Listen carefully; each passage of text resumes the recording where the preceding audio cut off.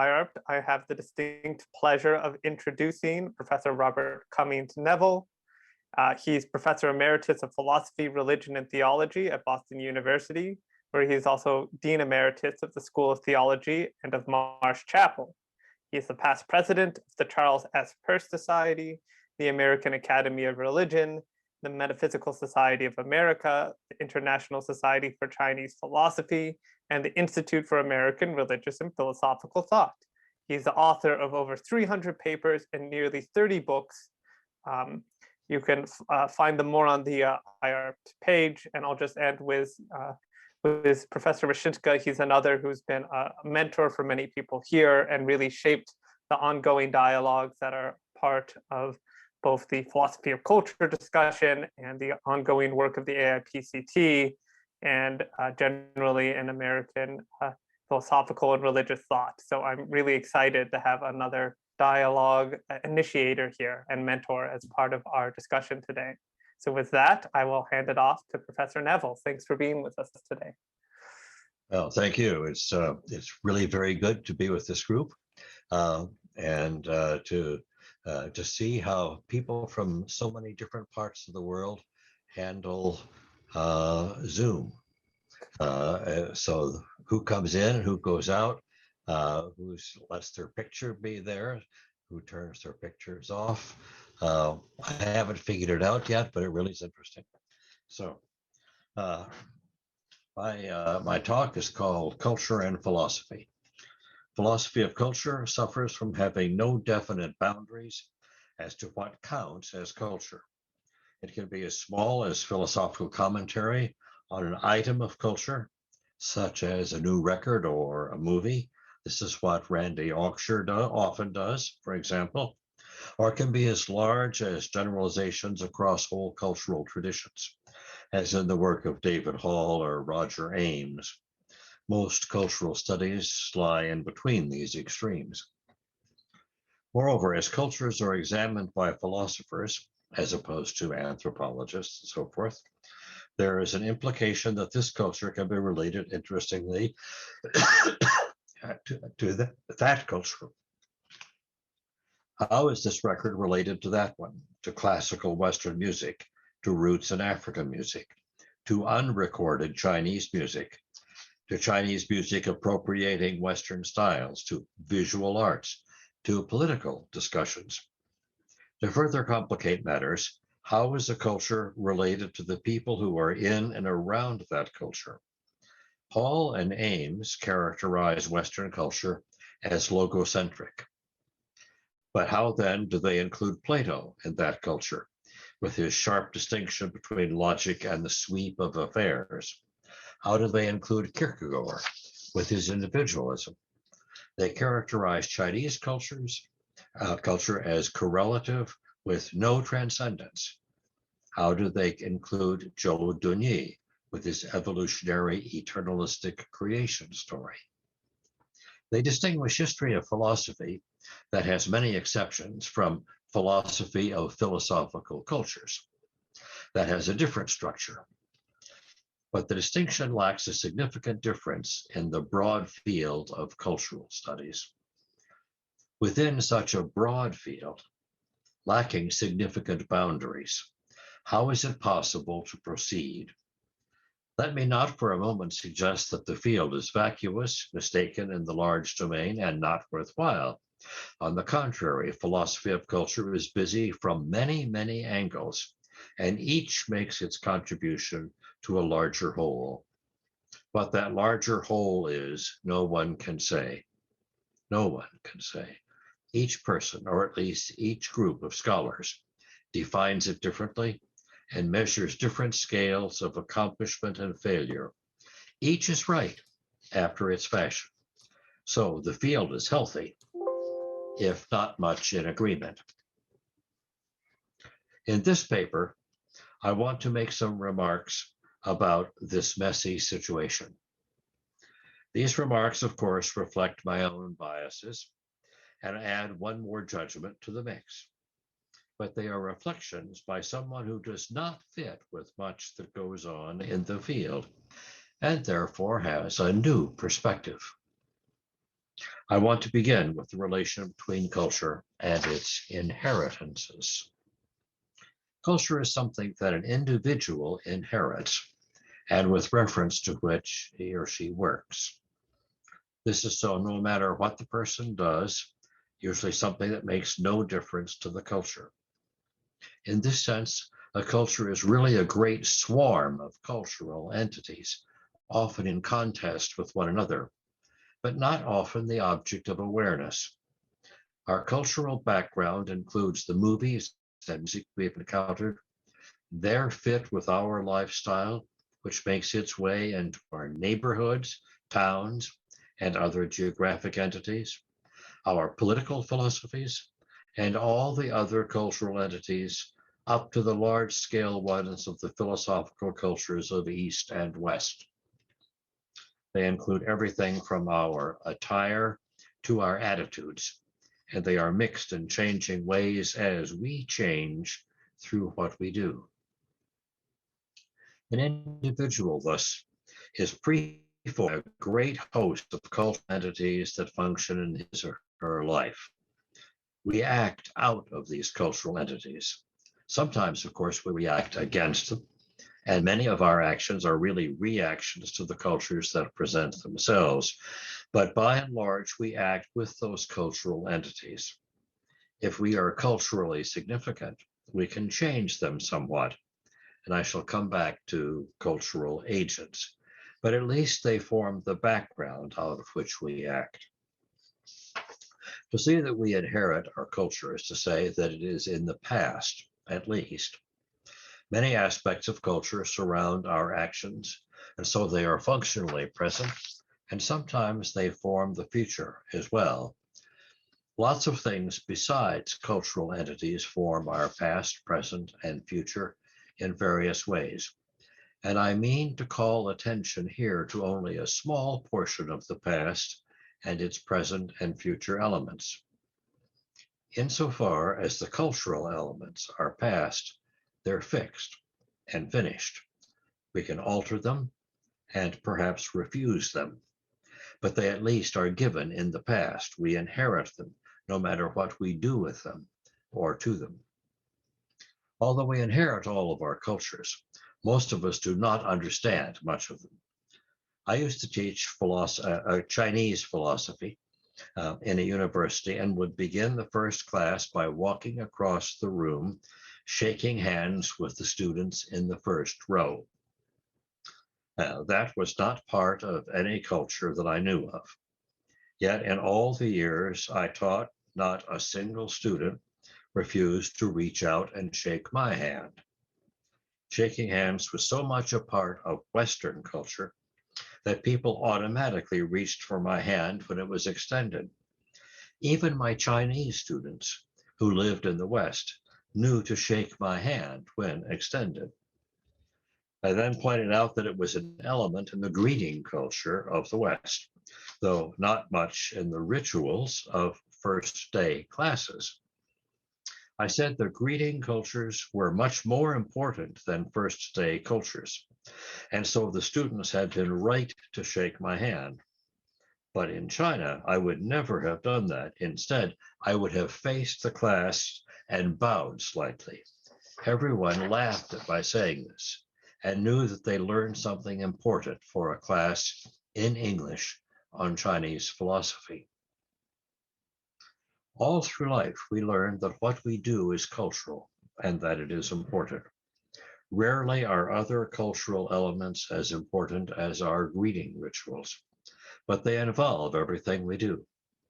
Moreover, they are involved on many levels, some immediate, some far more remote, such as the classical culture of the West as opposed to the East, and most of the cultures in between. And I mean that ironically.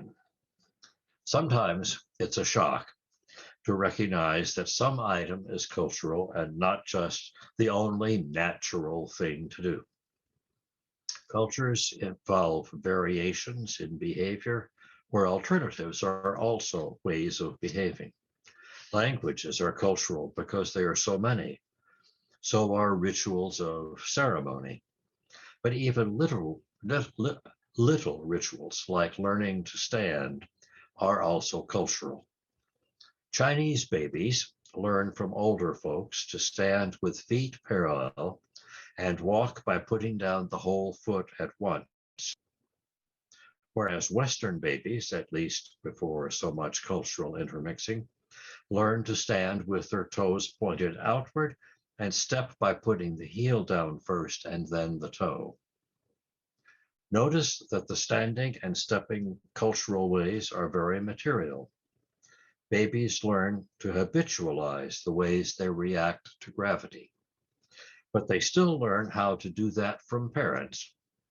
Many cultural alternatives are of equal weight, more or less. Who is to say whether Chinese or English is the better language? But either of these languages is better than a very primitive or rudimentary language. Many of our ethical problems are about what cultural responses we should give in certain circumstances. Most of us would agree that a racist language is very bad and should be eliminated. But most of us also recognize that racism is so much a part of our overall culture that it is almost impossible to eliminate. To understand our culture is extremely important, and we should work hard to do so.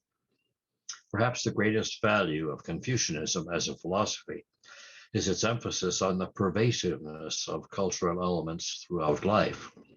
But one of the things philosophers have learned from Confucianism is how intricately intermixed our cultural elements are. At my grocery store, the manager puts fatty foods on display as you enter, because this is what people want and buy. But is not that racist? Aren't fatty foods those chosen first by Black Americans? So the prejudice goes. And further, haven't the cultural elements defining women's roles been oppressive in many civilizations? But aren't there alternatives that would allow for the good raising of children and that would not change everything else too? Yet, the old fear is that if we drain the swamps and women go to work outside the home, then men lose the advantage of public life, and a whole culture is lost, perhaps well lost. But was there no good in that culture that was not compensated for by changes in men's lives? Of course, we should work for the emancipation of women in our lives, all of which means a change in our cultures. But how many other things are affected by this? You see why politics is so often about cultures. What the discussion has made obvious, I hope, is that most of us are just ignorant of the cultures that constitute our lives. The people who will read this chapter or hear me talk about it are most likely college educated and trained to think about cultures. They will follow my points. That's you all do that. But how many other people are there in the world at large who will never reach an understanding of the cultural elements I've mentioned, and many, many, many others besides? Think of the high school graduates with no college sociology. Think of those who have not completed high school. Think of the people across the world with no higher education at all. Those people are usually severely ignorant of the fact their cultures are cultures and not natural. Come to think of it, we ourselves, the privileged, are ignorant of most of the cultural elements that we inherit. Only those elements for which we have language count for much. We are afloat, a vast sea of cultural elements of which we are only notionally aware, not concretely.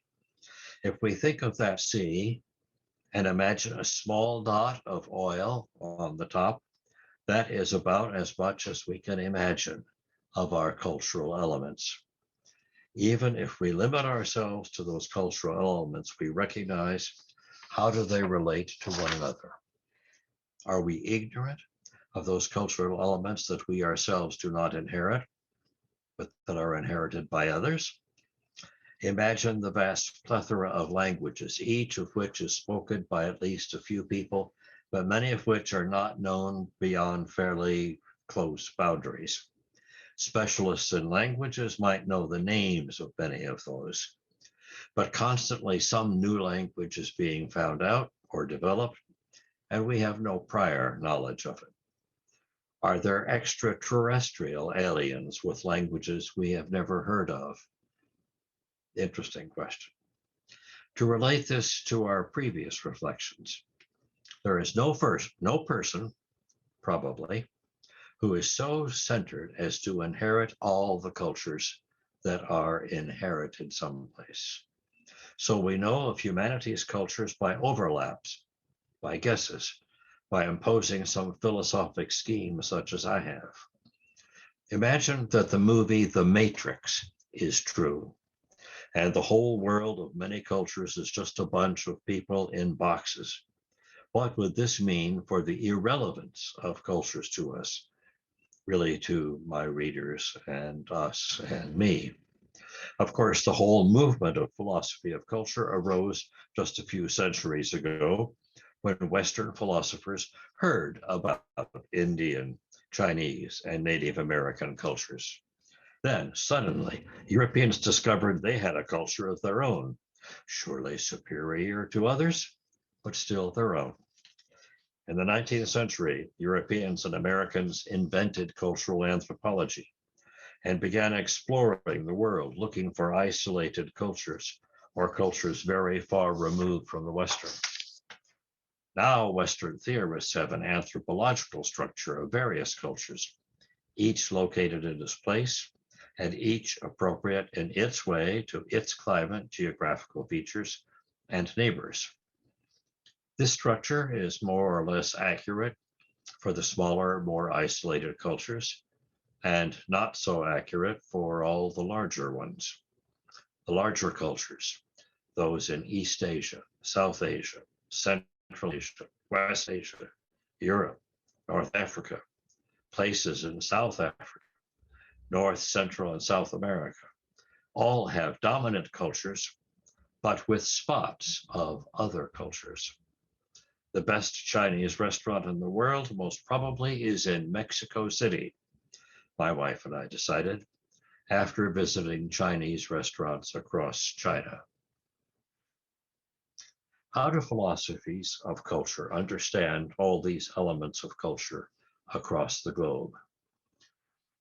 By taking the elements of culture as expressing parts of larger philosophy.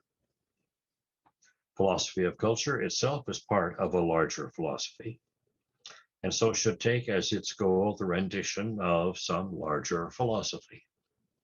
In more complex cultures, the culture itself already has some philosophies on hand, perhaps more or less consistent or inconsistent, and vying for attention. In less complex cultures, that philosophic scope might be very limited, perhaps unnoticed, and perhaps even just about missing. A philosophy of culture, however, adds to a philosophy about cultural elements, whether it exists and whether, if it exists, if it is correct, and in some sense. A racist display in a supermarket can be taken to instance a larger racist philosophy, although this would usually be denied by philosophical supermarket managers. Philosophy of culture would take the racist display as running contrary to an anti-racist philosophy that most supermarkets these days would willingly adopt. And I'm thinking here mainly of American supermarkets, maybe Polish ones as well. Philosophy of culture would take the racist display as running contrary to an anti-racist philosopher that most philosophy supermarkets these days would willingly adopt. The case has not always been so, even in supposedly advanced cultures. A philosophy of culture would make all sorts of evaluative connections. In ways I shall come to later, these valuations are not part of philosophy of culture per se. They come from some more nearly systematic kind of cultural evaluation, or if not systematic, then at least normative in the moment. Thus, I see the philosophy of culture as dependent on having reference to broader areas of philosophy, where the norms and values are articulated and reflected upon as such. How large are the philosophies of culture? There's no real answer to that. At one end of the spectrum, a philosopher of culture would relate a movie as an element of culture, for example, to other movies of the period, of a director or directors in English or some other language, etc. Sometimes a genre of movies like that might suddenly be related to another genre, for instance, Chinese or African movies. Not everyone might be interested in comparing the English with Chinese or African movies, however, and so the tension would be noted. A philosopher of culture, of course, would be interested in the comparison. Movies have musical backgrounds, and so someone might relate the movie's music to popular and classical music written for other audiences. Movies also have sets, and the movie sets might be related to the art made for other audiences. Movies have entertainment value also, and so they can be studied with regard to different classes of entertainment. That entertainment bears upon the commercial practices of different social groups as well. Some groups look at testosterone movies, others at art film movies, and others at light comedy. Some groups watch movies a lot, others far less, and yet others not at all. Philosophies of culture can branch out into all these directions and many, many more, but they require elements of the sort I have described. At the opposite end of the spectrum are philosophies of culture that, like Hall and Ames's, deal with what are already philosophies of culture. As philosophies of culture, they also deal with elements of culture, not just with philosophies, or with philosophies as elements of culture. As elements of culture, they are part of the legacies of people within a society. They aim to straighten out and otherwise judge and criticize the cultural elements in what they study, and in fact can go so far as to make free-form comparisons with their alternatives. For instance, Western as compared to Chinese. The genius of Hall and Ames has been their remarkable and brilliant insights into many of the differences between West and East. Although they worked with some of the basic differences from the beginning, probably inspired by the work of F.S.C. Northrop, their work still remains open to many other aspects of cultural comparisons of China and the West. Most of the work in philosophy of culture takes place between these two extremes. The connections are often made by analogy and chance, and not by any explicit means. Sometimes philosophers flit from one kind of cultural element to another with no connection between them that is significant. Sometimes philosophers take the possession of a skill set rather than a specific philosophy of culture to be their qualifications. Most philosophers of culture are philosophers of other things as well, and move in cultures only part-time. A few of us undertake a systematic philosophy and do philosophy of culture only as that fits in. Now, I am one of those systematic philosophers who is working out a general philosophy dealing with all sorts of issues. Therefore, it is incumbent upon me to supply some reflections on systematic connections with philosophy of culture. The rest of this paper, for the most part, focuses on relations between philosophies of culture and systematic philosophies. We're tempted to say that philosophy of culture provides the set of elements for the whole of philosophy. The bite of this temptation is that philosophy usually is about the set of elements provided by academic philosophy. Philosophers write about philosophers. This is surely true of most analytic philosophers, and it is true of many of the others. many of the people here and writing about other philosophers. The only people read in academic philosophy classes are philosophers. At its best, we can assume that the philosophers who are read themselves know about the rest of culture, or at least about some parts of it. This being the case, students will learn a little about the rest of culture, but themselves are being taught to read only philosophers. After a couple of generations of academic philosophy, the student philosophers will become teacher philosophers who almost completely lack knowledge of wider culture, or assume that their reading of culture shows serious thought and analysis about it. At the other end of the spectrum are philosophers who are so wedded to reading philosophers that they take philosophy to have its only set of problems to be those raised by the philosophers themselves. Perhaps the most egregious example of this is the widespread concern for other worlds, which is based on the analysis of propositions that philosophers might have about alternative worlds, but without serious questions about just how those worlds might be alternatives. Perhaps this set of questions is based on adopting the Cartesian distinction between mind and body, where one can simply forget about body, although many analytic philosophers have not read in very much in that history of philosophy. I'm obviously not an analytic philosopher, and so suppose that the elements philosophy analyzes include cultural ones. These range from thoughts about myself to farming techniques, from the ways a hitherto unrelated group connects with larger society, to the intricacies of a Kiwanis club relating to similar clubs, from philosophical cultures inherited by very unphilosophical construction workers, to the ways Asian philosophers relate to Western society. In fact, there is no element of culture that cannot be reflected upon philosophically, so long as you have a philosophy to relate it to. Nevertheless, the field of systematic philosophy cannot be limited to philosophy of culture. It also needs to reflect on everything else that is not primarily culture. This includes all the things to which science gives us access. Big things like the cosmos or cosmoi, if there are many. Little things like black matter or mitochondria. Everything in between, including matter in motion and the motion of energies, the swirling of cosmic gases and their clumping into planets, the intricate ecologies of streams and ponds.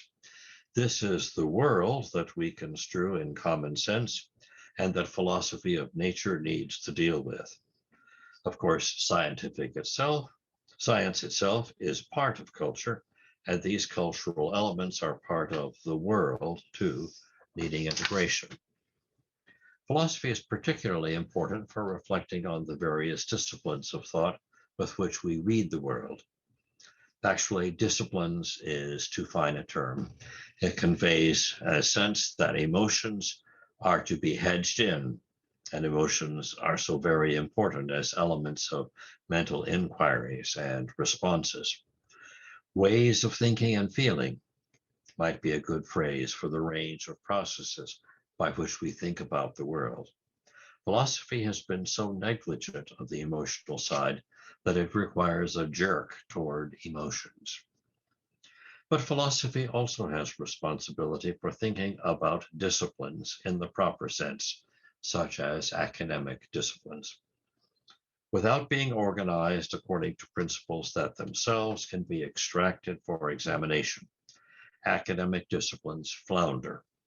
Philosophy needs to analyze and develop strains of analysis, histories of analysis, comparative studies of analysis, in all the ways that academics might study.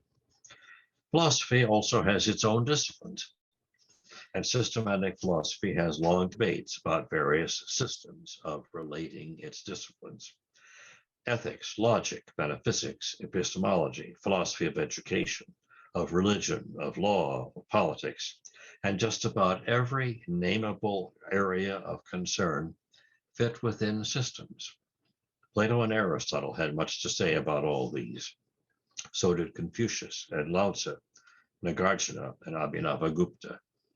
These, of course, are the common Western titles for philosophic disciplines. The South and East Asian names are different, and they cut the relations differently. We can note the differences and reflect upon them. I would hope that as we reflect systematically, as well as comparatively, we develop our own disciplines based upon the lines of our own system. Now, we see how far we are from the temptation to think that philosophy is really only about other philosophers. It is about philosophy of nature, including the philosophy of culture, but also including the ways of thought that are stacked up in hierarchies of abstraction. Perhaps metaphysics is the highest level of abstraction, inclusive of all others. Nature is not the only aspect of philosophy that stands in opposition to philosophy of culture. There are also elements of existence, by which I mean something we have learned from existentialists in the West. Kierkegaard thought of himself in opposition to Hegel regarding a system. Whereas Hegel had offered a magnificent system of philosophy, Kierkegaard asked whether Hegel himself stood as the system builder. Hegel would have answered that he stood at the end of the evolutionary system, at the last stage, looking back. But Kierkegaard understood himself to be the unique person who grasps the system and where he himself stands, but who is not within the system. For Hegel, the system includes the history of culture writ large in the phenomenology. It also includes the philosophy of nature in the encyclopedias, and the logical foundation of this also in the encyclopedias. But where is the individual philosopher? Kierkegaard answers that he is outside the system, any system. This is likely valid for Hegel's system, but invalid for others. Nietzsche, Heidegger, Jaspers, Sartre, and others develop systems that are inclusive of the existentialist man, or of any man who takes his existential contributions seriously. Peirce, Dewey, and Whitehead also have their versions of existential human beings whose important reality is not completely exhausted in ordinary systems. So we come up with the conception of philosophical systems that has three parts: philosophy of culture, philosophy of nature broadly construed, and philosophy of existence. We understand the philosophical system to have hierarchies of categories rising at the top with something like metaphysics, or epistemology if you're a Cartesian. Again, these are Western categories, but you can classify, say, Chinese philosophers according to them. Or you can use Chinese categories to classify Chinese philosophers, and then look at how Western or South Asian philosophers look according to them. Philosophies of culture have no particular organization, or rather each has its own. What about systematic philosophies? A systematic philosophy developed by an existential philosopher can aim at only one best version. Is there an example of a live systematic philosophy? Let us take the example of metaphysics and show how it pans out in East, South, and Western philosophies. This example is my own, and I pick it because it is especially good at exemplification in a variety of cultures. It is presented here with a core of quasi-arguments because I want to make it intelligible. But it is intended here as a contribution to the readers or your own philosophy of metaphysical culture. What is ultimate? To answer this question, I begin by asking whether it is something determinate or indeterminate. If it is determinate, it is either a smallest something, a largest something, or a process. If it is smallest, like a property that attends all the things that have being, and it is determinate, then it adds one more thing to the many, and needs yet a larger category to encompass them all. If it is the largest and determinate, it is like a box that contains all things and is different from the things it contains, therefore needing yet a larger category. If it is a process and determinate, it must be indeterminate, and because it is always on the way to becoming something different. Therefore, the ultimate is not itself determinate, and it must be indeterminate. That's a big argument. But what kind of ultimate could be indeterminate? The only relevant hypothesis I know of is that it is a creative act with no nature of its own, but has the nature of what it creates. This act creates only completely novel products. Everything determinate is created. The act before creation has no potentialities. It has no features such as goodness or wisdom. Because all temporal distinctions are determinate, the act must be non-temporal or eternal. Because all spatial distinctions are determinate, it is immense or unmeasurable. Prior to creation of anything, in any sense of prior you might want, there is nothing, no act, just nothing. Eternity and immensity are features of the act that come from its product. The act is there only given the creation of determinate things. The determinate things are harmonies integrating the other things to which they're related with their own essential features. Each is a one for the many others, but the others are also ones for their manys. Each of the many has its own essential conditions whereby it is external to the others. The context of mutual relevance is all the many existing together in whatever patterns of harmony they have. The creative act is the act creating all the many to be together in the context of mutual relevance. A creative act is nothing other than all the many existing together. But they would not do so on their own because they have their own individual essential conditions. Therefore, they are created to be together as the termini of the creative act. Whatever kinds of temporal or spatial relations there might be, they are modes of togetherness and are possible only because of the creative act. There exist a multitude of determinate things. Therefore, the ultimate is the creative act. All the creatures with sufficiently developed philosophical theology must have some inkling of the creative act. Chinese culture, for instance, acknowledges the Tao, that is the moving line of processes, the mother of all things. But from this, it distinguishes the Tao that cannot be named, and that is the context within which the processes flow. Taoist metaphors for this are those of spontaneous emergence, such as a spring gushing from the ground, or the budding of plants in the spring. South Asian cultures, for another example, imagine the ultimate as a kind of consciousness, modeling this metaphor on personal consciousness, but taking away any person who is conscious. Persons are all subject to the law of karma and therefore cannot be ultimate, although pure consciousness can be imagined as the togetherness of all determinate things. West Asian cultures imagine creativity as the act of a great personal creator, although eliminating the kind of agency that mark individual persons. Further west, Thomas Aquinas' God as the pure act of to be has no potentialities, and hence is indeterminate. Finite things are created by the novel elements of negativity that demarcate parts of the pure act.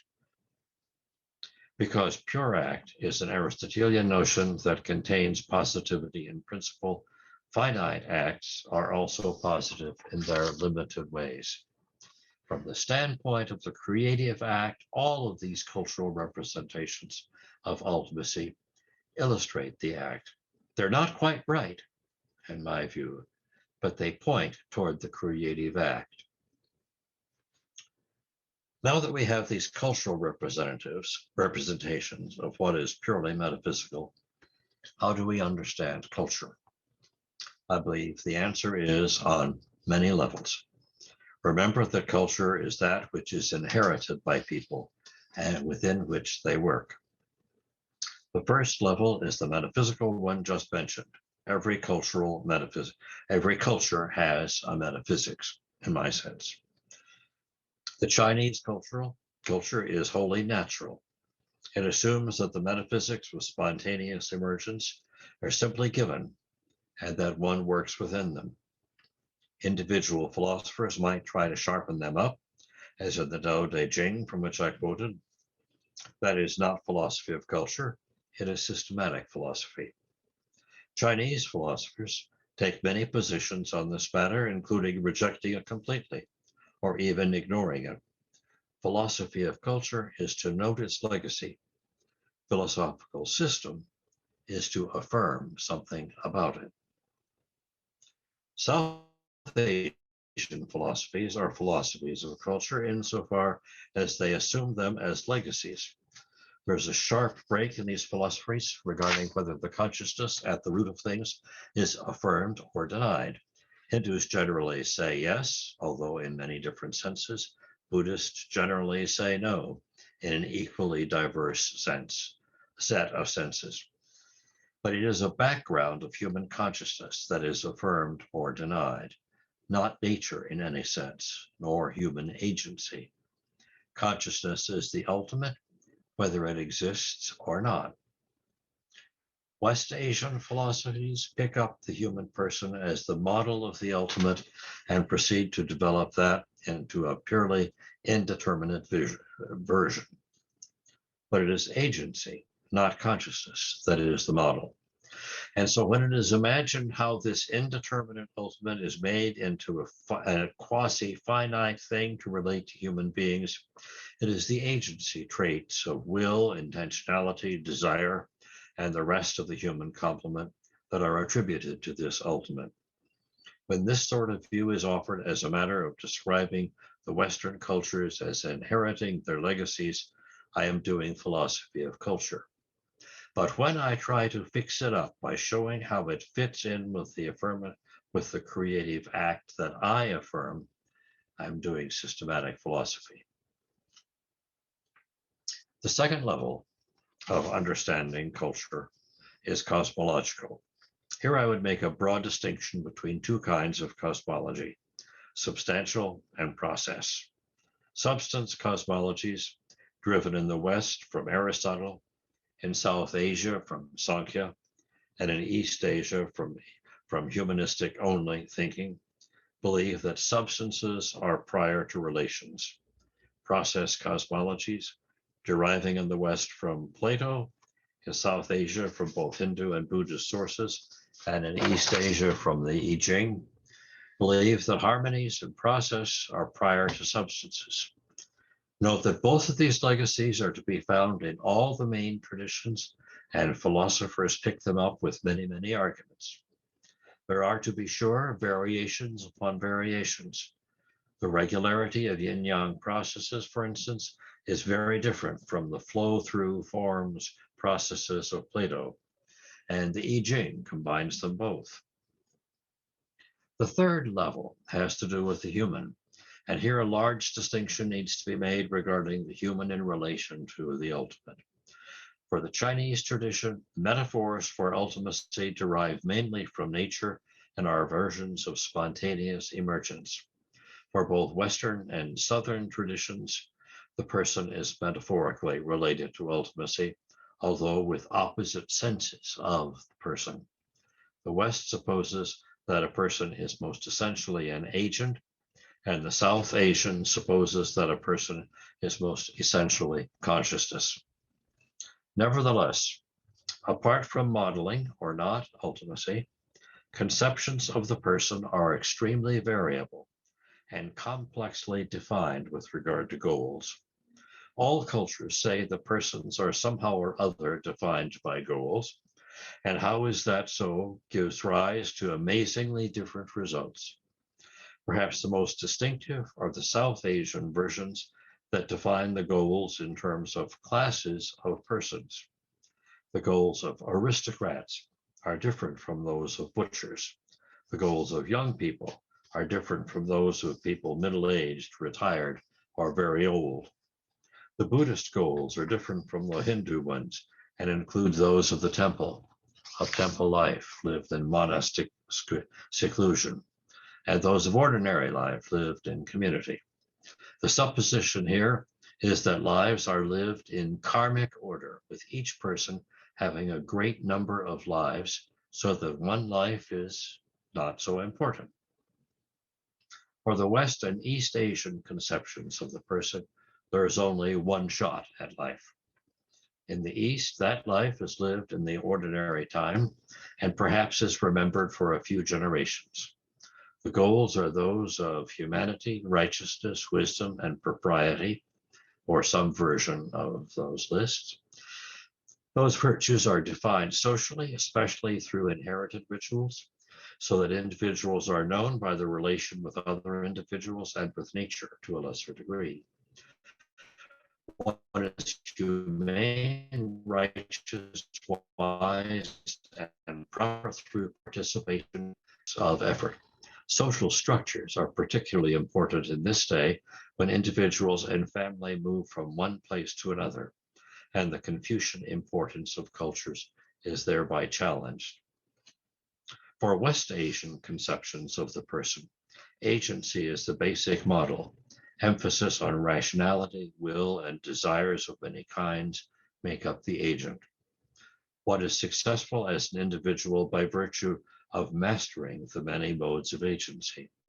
The virtues, say, of love, righteousness, wisdom, are those that can be borne by agents and exercised on social structures, but they are not defined by relations with those structures.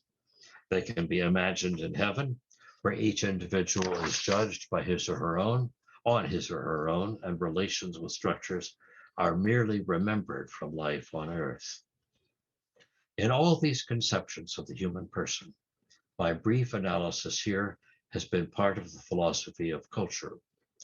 I am calling these up as legacies that people have borne. They are all the results, however sketchy and vague, of comparative philosophy. At the present time, the most general philosophy is comparative, except for those that are fully systematic. I also have a system in which I present direct affirmations of these areas. Of course, there are many other areas as well, and philosophies of culture, as well as systematic philosophies, go down to the details of life. I'm now in a position to reflect on the relation between philosophy of culture and systematic philosophy, and I'm almost finished. Culture is a legacy within which people live. Philosophy of culture is the philosophy of that legacy. It can be as broad as the field of whatever can be the legacy. For individuals, whether a setting within a busy family, the management of a state, or the placid vision of a lake amid mountains. A small part of philosophy of culture is the consideration of how people have thought about culture. This can be as broad as reflecting on dominant motifs of philosophy, as in the claims Hall and Ames make about Chinese and Western cultures and their comparisons. They can also be more specific as well, noting how individual philosophers in those traditions balked at the legacy of the larger mass and developed counter trends. These reflections can be very individualistic, noting how individual philosophers developed their views and provided specific ruminations for various people to inherit. These individual philosophers can be viewed as themselves doing systematic philosophy. We, from our perspective, can view the competing systems as possible legacies for their own contemporaries and for us. We see those philosophers as doing systematic philosophy in their time, but we see them as legacies for others, including our own. At least we view the history of philosophy of culture as laying out for us a large philosophy of culture, a large field of possible legacies. Nevertheless, most likely we pick up on our own systematic philosophy, treating individual points within our legacy as meriting affirmation on their own and mixing with other points. Or more likely, we rephrase elements of our own philosophy of culture to be elements of our own systematic philosophy. We invent our own ideas and integrate them with our rephrased legacies. If we are honest, we do this clearly and with positive affirmations. Most of us are not quite honest, however, and subtly change our philosophy of culture on some points to systematic philosophy without looking. How often have we detailed our analysis of Plato or Aristotle, Nagarjuna, Abhinavagupta, Lao Tzu, or Confucius, and suddenly discover that we like them as well as notice them? Or we detail our systematic philosophy coming from science or literature and suddenly notice that it has motifs rather like those just mentioned, or some others. No longer are we doing pure philosophy of culture, but rather philosophy that we stand by, namely systematic philosophy. Now, it would seem as if I'm giving too much importance to systematic philosophy or original philosophy. That is who I am as essentially existent, my essential contribution. It is what I shall be remembered for to the extent that any memory exists. Nevertheless, the memory of me is only my legacy, some very small part of that legacy any philosopher would give to his colleagues and children. I provide them with a little bit of original thinking that can at best serve as a legacy. They live by the legacies we all leave them.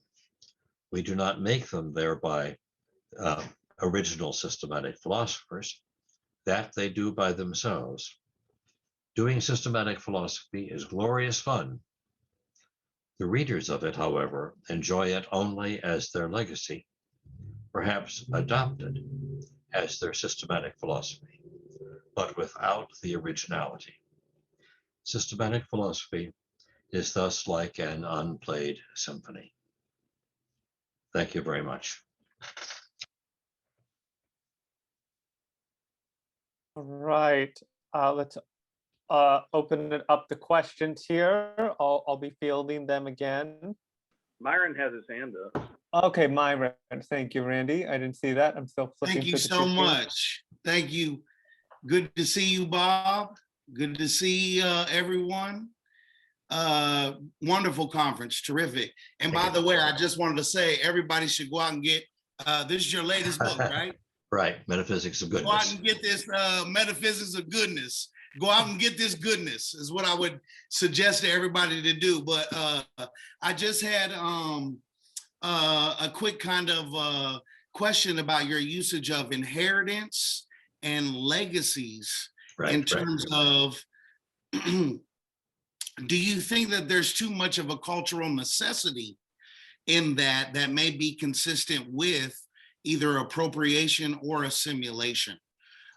Because I feel like that may be one of the criticisms, as I'm sure you're well aware, of systematic philosophy, is that it tends to be too, the way I put it is, I heard you say that the past is fixed and the future is fluid or open-ended. Correct me if I'm wrong on that, but the way I interpreted it was from a more cultural, philosophical cultural standpoint, is that I don't necessarily need to buy into that if I take what is unsaid and turn it into what is said, or I take what is unwanted and turn it into what is wanted. if I see the past as fluid rather than seeing it as fixed, and human beings have the responsibility to move that into the fixed. It's a kind of tragic condition, as I know you're well aware, that Whitehead talks about in Adventures of Ideas, that we have to move from the inedible to the edible, that we have to move from the fluid to the fixed. So I didn't really hear that in your paper, and I was just wanting to see how you would address that if I were to change the arrows and I were to try to get away from cultural necessity and start out more with cultural possibility. Thank you very much. I enjoyed it. Right. Well, thank you for that very good question. The present is where we decide how to take up things from the past. And the past is so rich and contradictory and full of fixed divergences that some people can be influenced by a particular line of the past and follow that pretty inclusively, and where others are not at all influenced by that. So you can have people who are very much rejecting the past, and that rejection is itself part of what they're free to do. I would say that if you're trying to give a philosophy of time, past, present, and future, it's the present taken in a broad enough sense. That is where we decide what to look at in philosophy of culture or systematic philosophy, and why we take that up.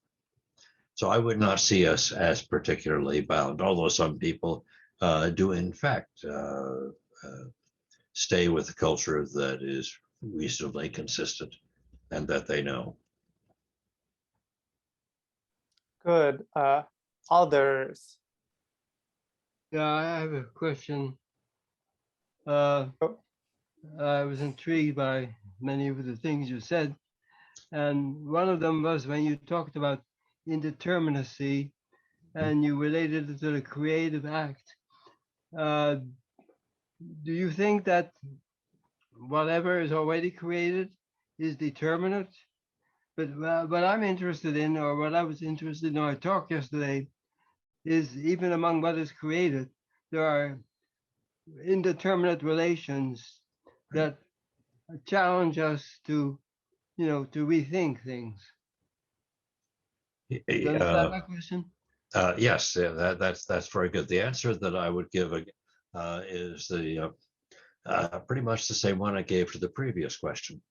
That is, in the past, things are determinate, so that a possibility that gets resolved is determinate in the past.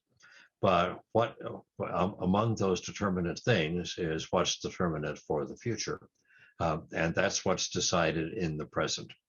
And by decided, I mean decided by people, but also decided by all sorts of other things as well. So I would say that in Kant's philosophy,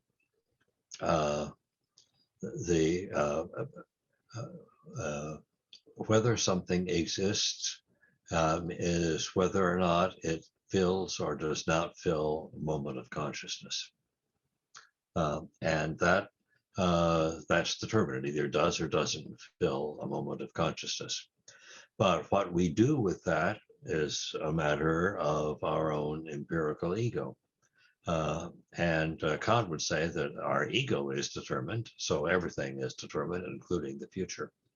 But I would not say that. I think, I mean, what I found interesting about his way of determining, talking about organisms, they're not mechanistically determined. There is something indeterminate. He talks about the functioning of organism as the lawfulness of the contingent. So there is a certain kind of indeterminacy yet. Now that indeterminacy may be because we are finite and we don't understand how things are determined. But in terms of our understanding or comprehension of the world, there are a lot of things that are indeterminate, even in what is created. That's Very how I good. understand him. Yeah, yeah. Do you That agree with that? Do you allow that? Or no, I don't. I would give a different analysis of what happens in the present. I probably would be closer to his theory of organism there, but he wouldn't say that things are not determined, but he leaves it open because we don't know. We don't know how an organism is determined. I'm not sure. I would hate to put it as a matter of what we know or don't know, because we need to define what is determinate and indeterminate, irrespective of whether it's known. So How we can how, but if we are finite, how can we make the decision if we're not omniscient? Just work out our best hypothesis for it. That's the now, and that's the pragmatic element of my philosophy. Of course, we should try. Yeah. We should to work to that. Right. Yeah. But yeah. he leaves it open whether we can ever reach that point. It seems to me. Well, that's good. I think that it's good that he does leave it open. Yeah, I mean, he does. Good. I was going to say, I see there's a few hands here, so I want to make sure we kind of have a collective follow-up here. But first was Tim, whose mic is not working, Tim Chong-Ho Lee. So I'm going to read his question out. Thank you, Dr. Neville. I have a question regarding person, as you mentioned in your paper. It sounds like person is a form of agency that runs through the various metaphysics of many countries. Person in this sense could be a universal form of metaphysics, which might be indifferent from human affairs. Am I right in this sense? That, of course, is an open question, but I think probably no. I suspect that the sense in which the Western people think about a person is really different from the way an Eastern person would think about a person, and as being one of many lives, or having many lives. And this this leads the South Asian Buddhists and Hindus to have many different ways of being a person as part of a group, and as opposed to being an individual. And the same way, I suspect that Chinese people have different senses of their capacities than Western people. Unless you have them working together for a long while, and then suddenly they learn from one another.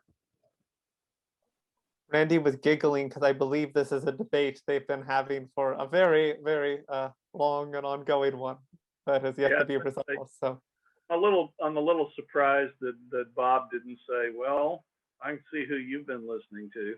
Yeah. There would be any number of other folks in here who have certainly heard the personalist spiel that I like to give and how Bob and I have been arguing. But I actually wanted to translate. I actually speak fluent Macrealian and fluent Nevillian, fluent Nevillian, and so I wanted to translate Rudy's question to Bob in Nevillian. What Rudy doesn't know about you, Bob, is that you're a neo-Scotian realist. No, I didn't know that. And what that means is that he's a realist about concepts at least, and possibly more. And so the ontology is hypothetical. And of course, if you look at Kant's logic, that means how the actual affects the possible. And so Bob's orientation on this question of determination is almost medieval, except except it has been chastened by hypothesis as the form of judgment. And so the logic that Bob is using is essentially like Kant's hypothetical form of judgment, and the kind of determinations he's talking about are hypothetical determinations. So the neo-Scotian of the neo-Scotian realist means the at least concepts, and this Bob's idea of a concept is not too far from Kant's. It's more like Whitehead's, but it's not too far from Kant. The idea that a concept is a real, and that universals are real as concepts, at least and possibly more. That, I think, brings him as close to Kant as he can be brought. But that's actually not so far from Dilthey either. So anyway, I just wanted to. Okay. I wanted to That's good. That's good. One. I presume that you're describing me correctly. Yes. Yeah. I'll have some bridging questions of that sort later, but I know John DeCarlo and then Robert Allinson have questions, but first John, perhaps. Good, thank you. Thank you much for your broad and systematic and very integrated reflection there. And this goes back to kind of a philosophy of science issue. It goes back to Gould and Morris and their perceptions, understandings of evolution. But the way I read things these days, especially driven by cell biology, we're past even a neo-Darwinism with epigenetics, and even a radical emergence of sorts that transcends the complexity theory. So I'm just wondering how a philosophy of culture that has some connections with nature can be formulated. I mean, it seems a very daunting task. Well, I certainly would agree with that. I distinguished philosophy of nature from philosophy of existence, and both of those from philosophy of culture. I suspect the philosophy of culture is going to have to get much broader than it is now, and take into account the many scientific theories about that. But I'd love to hear what you have to say about the philosophy of nature. Yeah. Well, just a quick follow-up. I don't know if you agree with this. I had a old he was a cultural anthropologist, because I like the way you carefully delineated where we misperceive culture for nature, right? But would you agree in some cases it's really hard to distinguish? Oh yes, it is. Yeah, it's very, very hard to distinguish. Yeah. And our learning about the more abstruse points of nature, abstruse from the standpoint of my common sense Missouri background,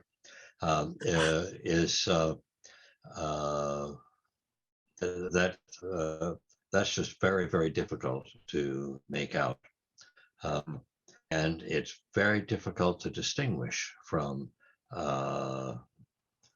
philosophy of culture. You have to know a lot of the philosophy of, you have to know about the philosophy of science and its various hypotheses to see where the new hypotheses come from. So, well put. I'll send you some thoughts with the philosophy of nature. I appreciate that. Yeah. All right. I want to get to Robert, but just quick first, because I think it dovetails. I did want to get to this question on behalf of Bashemic, because I see your two papers kind of on the delineating philosophy's place within and in relation to culture and what sort of creative role it has therein. So one theme I wanted to bring up is, it seems to me that Dr. Burstica falls on the side of philosophers of culture who would call that point of where you said philosophy of culture and systematic philosophy meet. For them, I think that's actually what philosophy of culture is. And what I mean by that, I'll use like Dewey as an example, is, Dewey had this famous line that, he debated whether to call experience in nature, culture in nature. And the reason is for him, it's a tough, kind of complex story, but that the emerging activities of nature that develop kind of neurally plastic availability to respond and adjust and recontrol their environment is what we might want to call culture, right? So that's why there's this indistinguishable nature culture line, because they're kind of continuous with each other in a deep way. Yeah, and I think I would wonder just what you would think about, in essence, Hashemic's paper, but really focus on this question: is culture really just this inherited past and our ability to articulate or respond to it? Or what do you think about this alternative position, a philosophy of culture as really, at least as I would see it, that shifting point between the inherited past and doing a systematic assessment reconstruction for present reason, recontextualizing for the present situation? I think that what I want to say has to do with the intention with which one does your thinking, your philosophy. And if it is to analyze something that somebody else has thought, that's philosophy of culture. If you analyze what somebody else has thought, but really are affirming it yourself, that's systematic philosophy. Most philosophy is both. And remember, you're going back and forth between these. I would say that most of the philosophy that has happened in this conference has been philosophy of culture. But every once in a while, people's own heart comes out, and I think that you really mean for that as your own systematic philosophy. But so, like, I want to get to Robert, but for example, what about Hashemic's paper? Would that be a systematic philosophy of culture? Because he would fall on that side, right? Because that wasn't really an inherited past, saved from the influence of his teachers, but a kind of his own systematic breaking systematic, up of disciplines. Yeah, right. Systematic philosophy. Yes. Yeah. I would say that. I'll just let Martin go, and then Robert, I promise I'll get to you. But just I speak fluent Borstican, and I actually want to put your question in Nevillian for Robert, because he hasn't quite gotten your question. That's because you haven't been nasty enough in your formulation of it. Shemek said all philosophy is philosophy of culture, and he didn't compromise it one bit. Right? Furthermore, in Polish, which is Shemek's thinking, there are two different forms of possession that you could use in saying the phrase philosophy of culture. One of them, and so the genitive case in Polish is impossible to understand because there's 700 versions of possession in Polish. But philosophy belonging to culture is one phrase in Polish, and philosophy about culture is another phrase. But they're both genitive in form. Now, what Bob is saying is he's saying you absolutely cannot go whole scale systematic using the of that way. If you go whole scale systematic, culture has been abstracted from. Is that not right, Bob? Yeah, that's right. Yeah, it makes sense. So Shemek can't live with that. No. I'm sorry. I'll send him a book. I think it's a good discussion. I want to do Marcin on behalf of the Polish philosophers of culture here to make sure to get to that, and then Robert, I promise I'll get to you. But just I intended this debate to happen, so I'm taking some authoritarian control again here. Marcin, oh, you're on mute. So, if I may, I'd like to return to that nature-culture division. So, there is that widely accepted now, I believe, category of Anthropocene, right? And the cash value of that is basically that our nature is became a product of our culture, so to speak, of our cultural values, of our technologies, of our cultural abilities, and on the other hand, Anthropocene means that in the close future, our culture may be influenced, may become influenced by ecological, natural reasons. So our values are maybe about to change. So in the light of that category and these problems, that division, that culture-nature division becomes more and more difficult to strictly put. How would you comment on that? Well, I certainly agree that it's a difficult distinction to draw, but I don't see that my distinctions that I made are upset by that. If you have a robot that is made without virtues of sex, but is just like a human being in any other way, that's a person who's doing philosophy. If they do systematic philosophy about the robot is obviously systematic philosophy. Philosophy about what people have said about the robots, the special person. That's philosophy of culture. Mm-hmm. Okay, thank you. Robert, finally get to you. Sorry about that. Thank you. Hello, Robert.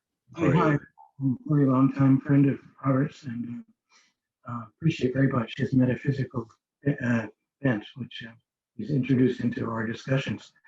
And he has the ability to do that because he's delved deeply into traditions all over the world. And so that gives him the capacity to be able to do that, in addition to philosophy of culture. So I have a question about his metaphysics, which I think that he will be able to answer.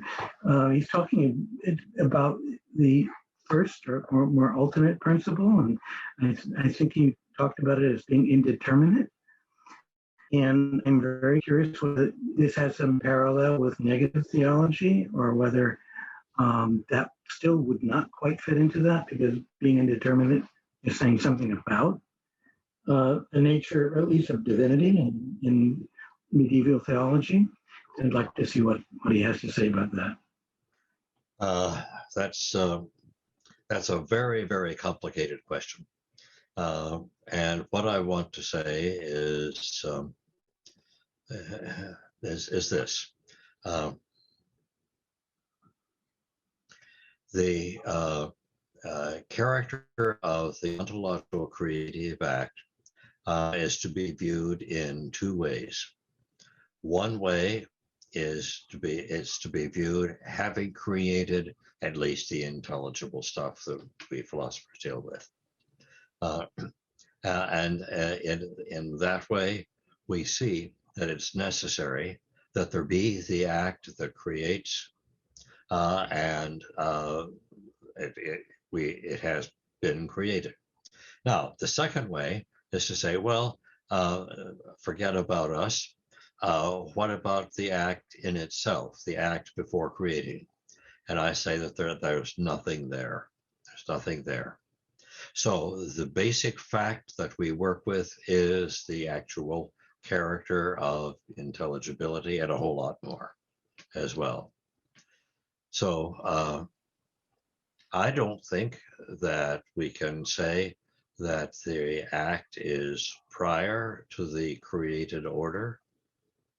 It's with the created order, and that's just where we are. Another way of putting that is to say that all necessity comes from the actual fact of existence, and that is that's an intelligible thesis, and there are lots of dialectical arguments for it, but it's that simply is the way it is. That's not happy. You're not happy with that. Well, this will follow it up a little bit because you didn't refer to the indeterminate, which I want you to just say. The act, of course, is determinate because it's made this world, whatever the world consists in, and we know quite a lot about the character of intelligibility and so forth. And so that's at least something determinate. But there is no state of affairs, putting quotation marks around state of affairs, there is no state of affairs that we can know to be indeterminate.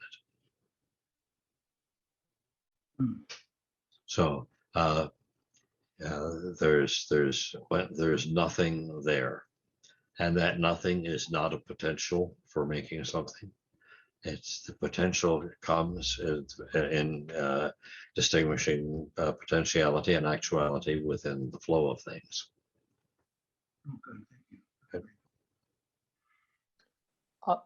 Other questions?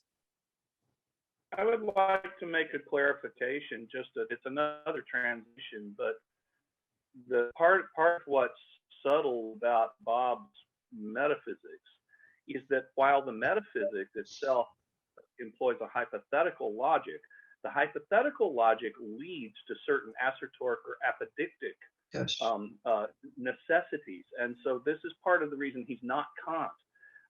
It's because just because you start with a hypothetical form of judgment where the actual is the sort of launching ground for the possible, once you get out into the possible, Bob thinks that necessity follows from forms of determination that both must be and that can't be. And the can't be comes before the must be. And so Robert, the empty set here is the thing that's probably bothering you because it bothers lots of people. I mean, you've known Bob for years, right? And so it bothers lots of people, that empty set that says that says before the ontologically creative act, there's nothing.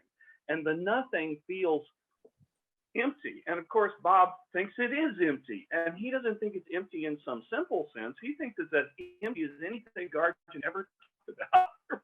So it's like, and so that's a pretty pregnant empty, but it's still empty. It's still nothing, right? And so one of the things I think that without Nagarjuna and without this connection to the Asian wisdom, if you just take Bob's, and you know this, but if you just take Bob's philosophy as a Western philosophy, you just go around in circles.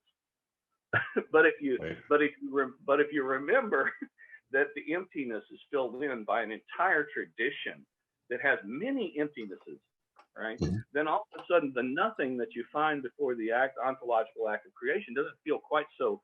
We don't feel quite so orphaned in creation, right? I don't know whether Bob would agree with what I just said. I hope he would. Well, I'm not sure. It depends upon whether you're asserting that there really is a state before the creation, and I would say there's not. Yeah, okay. Then not on your behalf, I would never state that.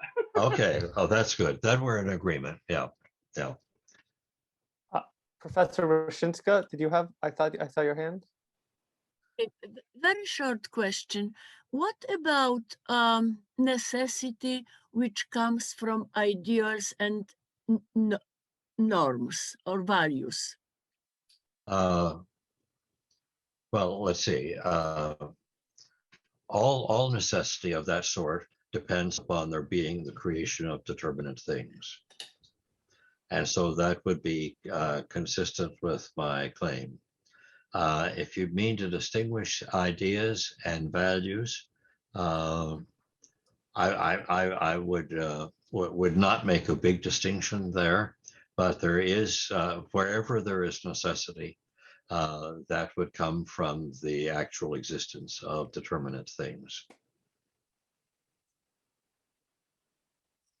Does that make sense? Yep, good. But Sophia wouldn't know about your axiology, though, Bob, and maybe some other folks here wouldn't either. Bob has not only this big 3-volume work about just the kinds of values that you're asking about, Sophia, is a huge work called The Axiology of Thinking in 3 volumes, but he also has 2 books on cosmological principles, which are principles of value. So you've got Eternity and Time's Flow and the Cosmology of Freedom, in which, in the grandest possible detail, he describes the kind of necessity you're interested in. There's even more detail in the metaphysics of goodness. Oh, okay, there you go. So the new right, book. The new yeah, book. right. Yeah. Good. I look like she's yeah, Professor Roshinska has answered there for the moment. Gary, you want to just clarification for my own purposes, or maybe everyone else's, but Dr. Neville was talking about using the term before comes up an awful lot here. Yeah. And I'm wondering, and I just wanted to clarify, are you talking about temporally prior, logically prior? Are they 2 the same, or is there a third in there that I'm missing entirely? No, I usually by before mean eternally before, which of course doesn't make a lot of sense. But it's eternity. Well, but before, that before would be outside of time. That's right. That's right. The creation that's what I would be calling logically before. Okay, that's good. That's good. Yeah. Although, if you include in the no, it's not logically in my sense now, not yours. It's not logically before, because logic has all sorts of implications that would not apply to eternity if eternity is before what is temporal. If eternity is viewed as the context for the temporal, which is the way I view it, then of course it is not before but with the logic. Yeah. Okay, thank you. That was really all I wanted to know. Thanks. Very good. Other questions?